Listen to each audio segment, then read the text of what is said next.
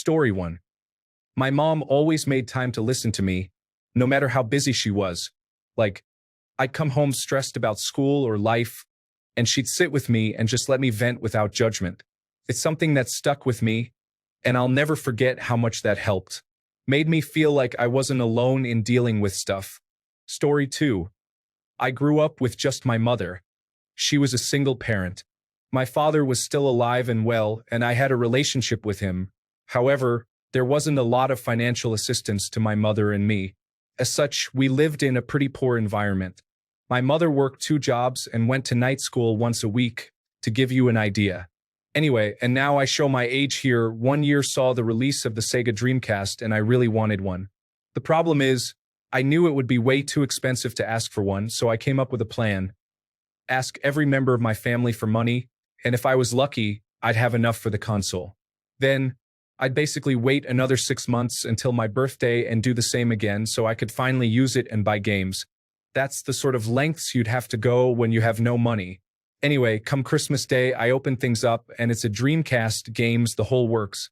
My mom had heard my plan, and somehow, most likely via credit she couldn't afford, got it all for me. At the time, and now many years later, it wasn't about the console anymore. It's about the fact my mother would do that for me when I knew full well she couldn't afford to do that. I'm long grown up now and have never forgotten how my mother worked hard for us back in the day. Her night schooling paid off and she got a really good job in accounting and also met my stepfather and is no longer in that position. She did really well by me, ensuring I got a good education, and I too am doing well in life. Story 3. I hated school. I had few friends. I didn't want to be there, and I didn't enjoy reading, which made school much harder. Mom came home from garage sales one Saturday with a grocery bag of science fiction books, which I devoured. I was reading 1 or 2 books a day over the summer. This helped me in school. While I didn't thrive, life was much easier. Without that boost, I can't guess how my life would have evolved. How did she know? Story 4. My periods were really severe when I was a teenager. I am talking about heavy bleeding for a full 7 days and a fever. Every month, my dad would get my duvet and pillow from upstairs, make a hot water bottle, get my favorite movie from the video rental store, and get some ice cream and chocolate as well. He would settle me on the couch and pamper me for the first 2 days that were the heaviest. He died when I had just turned 18. Ever since, every month on my heaviest day, I get myself some ice cream and chocolate and either put on a DVD or stream a movie. I settle myself on my couch with a hot water bottle and duvet and pillow. Now I have a weighted blanket that I use and pamper myself for 1 whole day. Story 5. My dad always apologized when he was wrong. I used to take it for granted until I grew up and realized a lot of people had never gotten an apology from their parents before. This really helped me because I find it easy to own up to my mistakes and make amends where necessary. Story 6. My father, even when we were struggling financially because my mom took him to the cleaners in the divorce since her lawyer had an affair with the judge presiding over the case, made a deal with me that he upheld for 6 years. Every month I would get a new video game. We would alternate months. 1 month I'd get to choose, and I'd favor the new popular titles or things I was obsessed with, such as Super Mario 64, The Legend of Zelda, Ocarina of Time, Final Fantasy, and so on. On the alternating month, he'd get to choose the title, and he'd pick cheaper, lesser-known games or a genre I wouldn't normally choose. And what was my part in this bargain? We couldn't get the next month's game until I'd written a game review for him.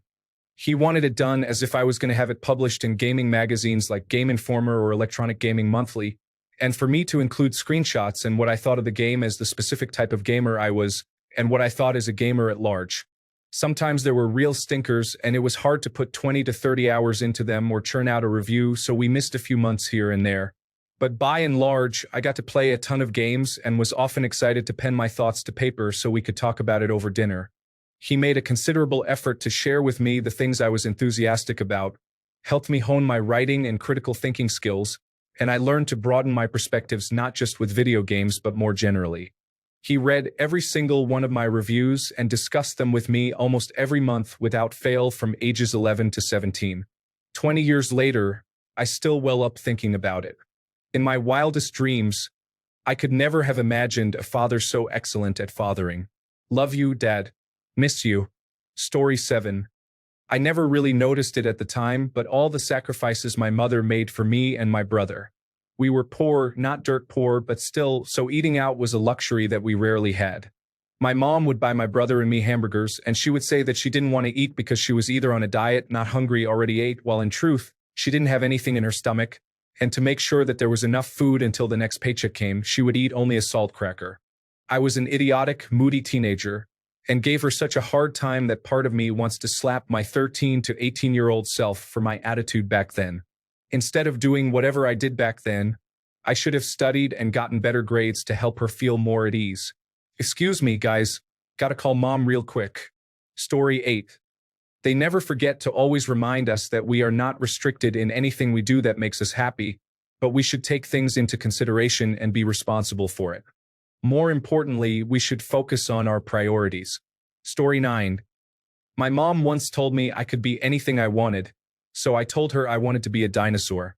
Instead of shutting me down, she spent a week helping me practice my roar.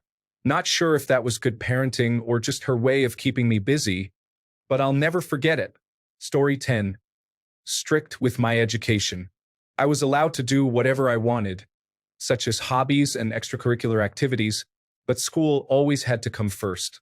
This instilled a good work ethic in me from a young age. Story 11. My parents always made sure we had family dinners every night. Looking back, those moments kept us connected even when life got busy, and it's something I want to continue with my own family one day. Story 12. Moved us halfway around the world so I could have a better life. 2 great kids and 6 wonderful grandkids later. I still don't know how to thank them, especially now they're gone. Story 13. Always having a safe place I can come and crash without judgment. My husband and I lived with them for 5 months recently with our cat and dog so we could finance in vitro fertilization and rent our house out. I thought it would be stressful sharing with them for that time, but it was lovely. I had a pregnancy 2 months in and was stressed about losing it from previous losses. But we would all celebrate tentatively every milestone, going out for dinner or something, every blood test where my hormones were going in the right direction. We're back home, and I'm 33 weeks, and I don't know if we could have done it without their support. Story 14. We were pretty poor when I was growing up. Could not afford college, so I was working 2 jobs after high school to support myself and help out my parents, one of whom was disabled. My mom would sometimes wake me up with homemade biscuits, brought to me in bed. She could not do much to help me get far in life, but showed love the best way she could. Once when I was 12, I was having a very difficult period, and being new to this whole thing, I was pretty scared. Dad, who had been a medic in World War II, came in and sat beside me and gently asked me non-invasive but insightful questions about my pain level. He was very reassuring. Then he hugged me and said, "Daddy knows more about little girls than he lets on." He never asked again, but it was good to know that he understood. I miss those 2 characters. Story 15. When I was a kid, my dad was incredibly critical of the music I listened to, which is ironically funny because the music he listened to was bands like Twisted Sister, a band that literally went in front of Congress to fight parents that hated their music so much. Anyway, I remember when I was around 13, he all of a sudden started listening to the same music as me. I remember bonding over the Eminem Show album with him. I'd find out later from my mom that he'd apparently gotten tired of arguing with me all the time over what I listened to and made an active effort to enjoy the same music that I did.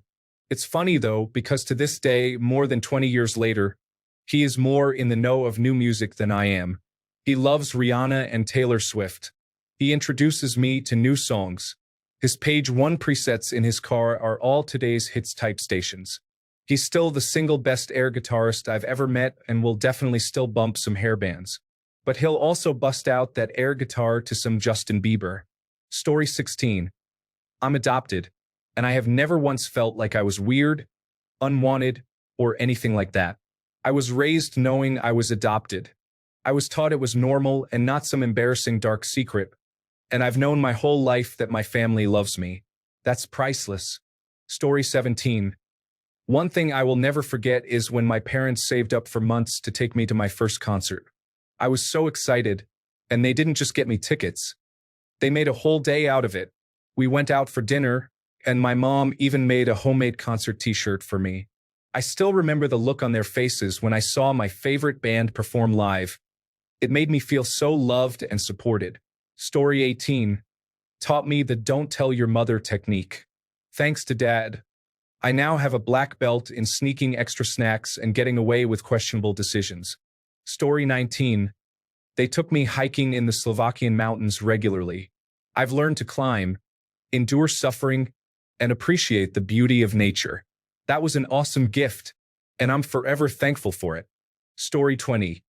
When I was struggling with my first breakup, my mom showed up with a tub of ice cream and a playlist of all my favorite sad songs. We had a mini dance party in the living room and moved from tears to laughter in no time. That little gesture made me feel like I could survive anything. Story 21. When I was 14, I lost one of my best friends to an aggressive abdominal cancer. The day it happened, I came home from school and cried to my dad. He worked from home while my mom worked at an office and wouldn't be home for hours. I guess he didn't really know what to do because he ended up taking me to Walmart to get a new hairdryer, which I didn't really need. The next day, I skipped school with some of my other best friends who knew her, and we got caught by my friend's mom, who drove us to school, and of course the school called our parents. When my dad found out, he told me he would let it slide this time, but it better not happen again. My dad was extremely strict about school and would not have let me stay home. So for him to give me a pass for not only missing school but skipping was unbelievable to me. I appreciated it at the time, but in hindsight, especially now that I have a daughter of my own, it makes me a little teary to think about my strict father, faced with his young teenager who just lost her best friend to a vicious, ugly cancer, buying me a hairdryer and resisting the urge to ground me for a month because he just felt sad for me and had no way to fix it, so he did what he could to make me feel better. Story 22. My dad gave me my work ethic. He didn't just tell me to work hard. He worked hard and set an example. Yet, he would always be there for every sports game or school event. Story 23. My stepmom, who I call Mama, has always been more of a mom to me than my biological mother. Even though I lived the majority of my childhood with my biological mom. When I was 16 and experienced my first love and then my first heartbreak after the breakup, I was devastated. My biological mom screamed at me that I had ruined her vacation with my crying and heartbreak and to just get over it. My mama dropped everything and immediately drove 3 hours to pick me up so I could stay with her and Dad. She got me my favorite foods, wrapped me up in a blanket on the couch, rented a bunch of movies, and listened to and comforted me throughout the whole week. I know my mama didn't give a second thought about doing this. To her, she was just being a mom, but the contrast between her reaction and my biological mom's made me love my mama even more. Probably not shocking, but now as an adult, I'm no contact with my biological mom. Story 24. My mother had an interesting relationship with my high school administration. They would call her to tell her I had done something, and she would laugh at them. My school administration was the kind that cared more about feeling in control of the student body than actually administering. I was one of those gifted kids who succeeded academically but just couldn't fit in the classroom environment, so I was both a valued student and a problem student at the same time. I would challenge them on rules if I thought those rules were stupid. My mom, God love her, would always back me up. First off, she had remarried, so the call would always start like this. Mrs. Last name? Actually, it's Mrs. Other last name. It always threw them off script, and somehow they never learned her proper name and always needed the correction. And then they would tell her what I had done, and she would laugh at them and tell them that she didn't consider that bad behavior and hang up. Your son was caught making out with his girlfriend in the theater storage room. So, well, we have a policy against public displays of affection. It sounds like they weren't in public to me. Well, it's more about not engaging in inappropriate behavior. Do you really think you can prevent teenagers from making out? Given that their pants were still on, I think that's actually pretty appropriate behavior for people their age. Or this one. We're having a ceremony giving out awards, and your son earned one, but he refuses to attend the ceremony. Is that the one that's in the evening on a Friday? If he doesn't care about your award enough to give up a Friday night, that's his call. Or best of all, did you know your son was plotting a student strike over a recent policy change? Lady, I helped him print the flyers. Story 25. set me up to enjoy classical music and reading.